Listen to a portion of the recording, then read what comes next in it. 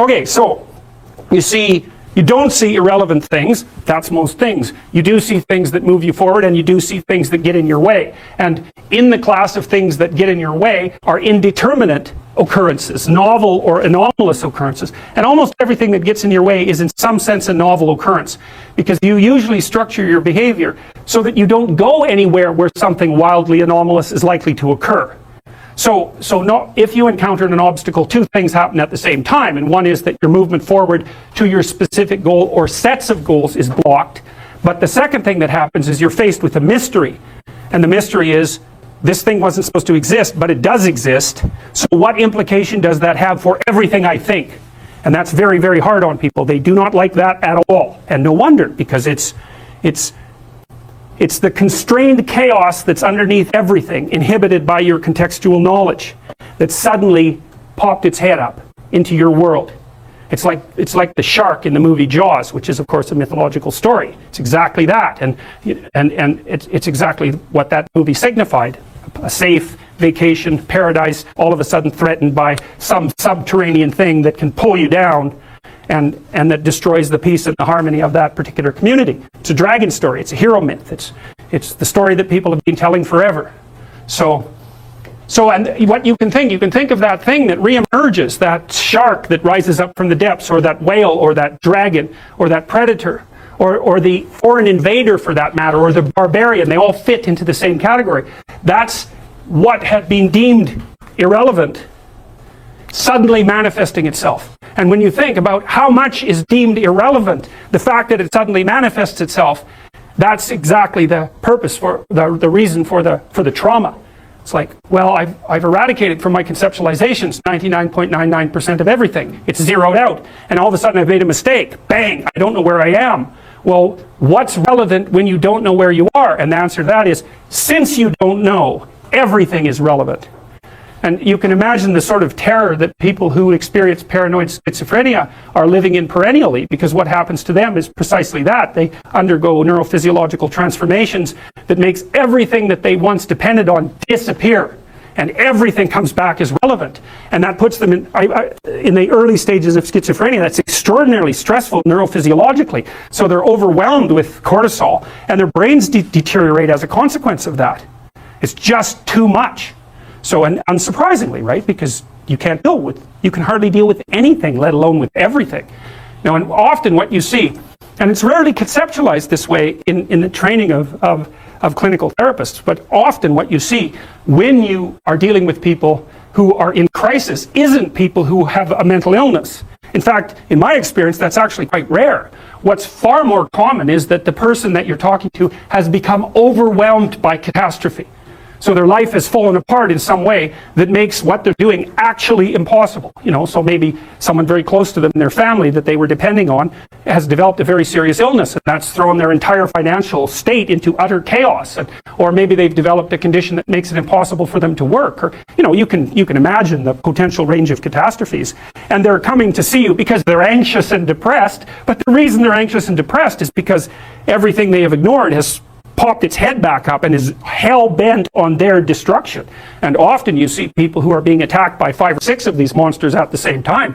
And it isn't their mental illness that stops them from being able to deal with it, although that, whatever weaknesses you have are going to interfere. It's the fact that what they're facing is no damn joke, and if you were facing it, you'd feel exactly the same way. So then you're trying to come up with practical solutions to these tremendously complex problems. And that's well, it's extraordinarily difficult, generally speaking. People often don't come to a therapist until they've exhausted their entire range of resources. They cannot figure out what to do. And so, in a situation like that, you can administer antidepressants, and maybe that'll help the person increase their stress resistance. But and it may be that because they're depressed and have been brought down, that they are in fact exaggerating the danger of some of the smaller monsters that are after them. But making the person more stress resilient doesn't give them, for example, a new job. And it certainly doesn't bring back the person they've been living with for 2 years who has a degenerating neurological disease or some form of cancer. Like, these things are major. I often see people who, well, they're in a relationship, maybe they're rather isolated, older people. One of the partners is dying and their entire financial situation has become catastrophic. It's like, That's not a mental illness, man. I mean, they may have got into that situation because of one inadequacy or another, but you don't even want to push that too far, because that sort of thing can happen to anyone, and will, in fact, happen to most people in one form or another, at least at some point in their lives. So you want to be damn prepared for that. You want to be prepared for that, because it's bitter and harsh and anxiety-provoking and painful. But if you're not ready, then it's also hell. And often you can stop things from becoming hell, even though you can't stop them from being bitter and painful and anxiety-provoking and all of that. You can at least delimit the catastrophe enough so that it doesn't permanently bring you and the people around you down. And that's not so bad, right? That's a hell, or at least it's a lot better than the alternative. So this is the problem, you know. Things object, things are obstacles. Well, how big is the obstacle? It's the same question as how big is the predator that's lurking outside the door of our cave. It's exactly the same problem, except conceptualized abstractly, and I would say exactly the same systems that your distant ancestors used to conceptualize the lurking predator are the systems that are activated now when you encounter the reemergence of all the monsters that you've ignored. It's the same neurological platform. You think, well, how could it be otherwise? Because evolution is a conservative process. Everything about you is built on ancient foundations, right? Very little new, certainly very little radically new comes into existence. It's mostly tinkering with structures that have been around forever, like your body plan, for example. That's unbelievably old. I mean, you share that with lizards, roughly speaking. So it's incredibly ancient. A book called A Billion Wicked Thoughts that was written by a bunch of engineers at Google, and they were looking at billions of Google searches. And, you know, there's no shortage of pornography on the internet. And there's much less by proportion than there was when the internet was first invented. And it's so interesting because it actually turned out that one of the things that drove the development of the internet and the technology was the proclivity of young men to search out sexually provocative images. That was what was at the forefront of the development of the net. It's extraordinarily interesting. They were motivated to use it for that purpose, and that provided the platform from which it emerged. Amazing.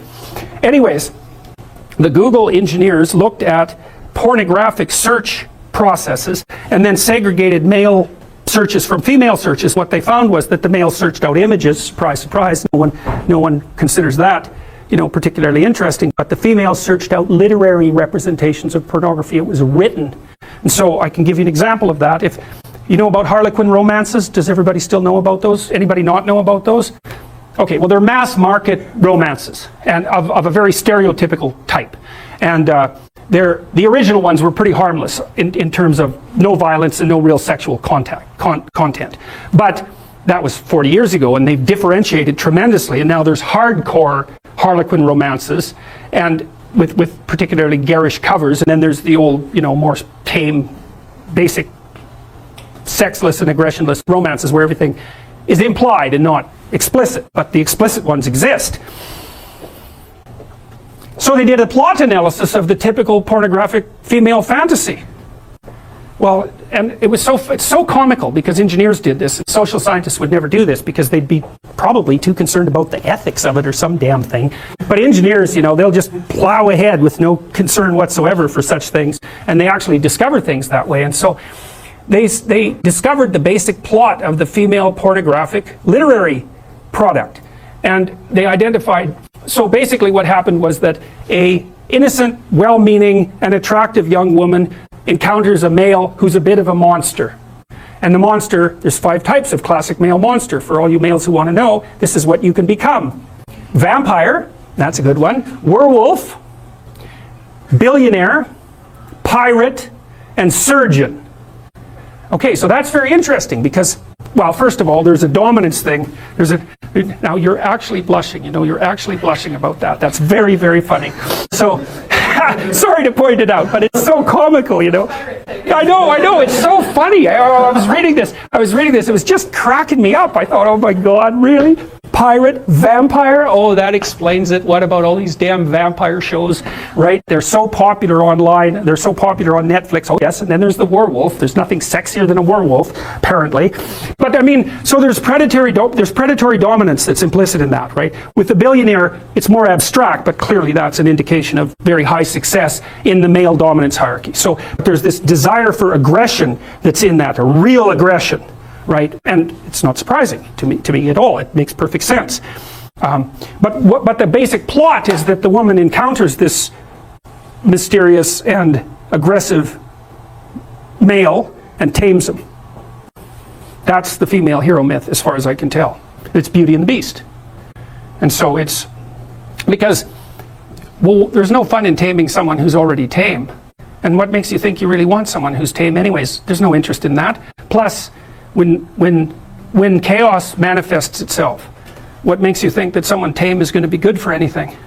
And it's a real question. And so that aggression is absolutely vital. It's absolutely necessary. But because it's incredibly dangerous, which of course it is, it has to be civilized.